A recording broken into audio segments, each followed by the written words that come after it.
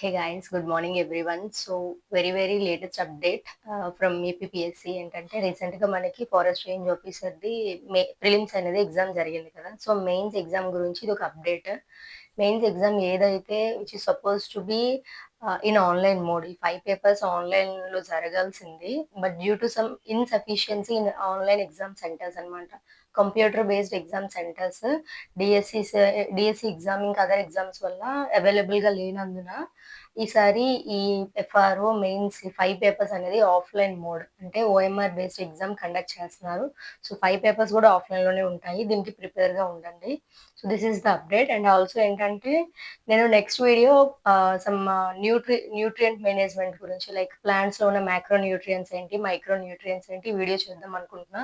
ఈ వీడియో కాకుండా మీకు వేరే ఏదైనా కావాలంటే కమెంట్ చేయండి, ఆర్ ఈ వీడియో కావాలంటే ఓకే అని కమెంట్ చేయండి. ఇంకా ఏమైనా డౌట్స్ ఉన్నా, ఏమైనా టాపిక్స్ కావాలి అన్నా కూడా కమెంట్ చేయండి. Thank you guys.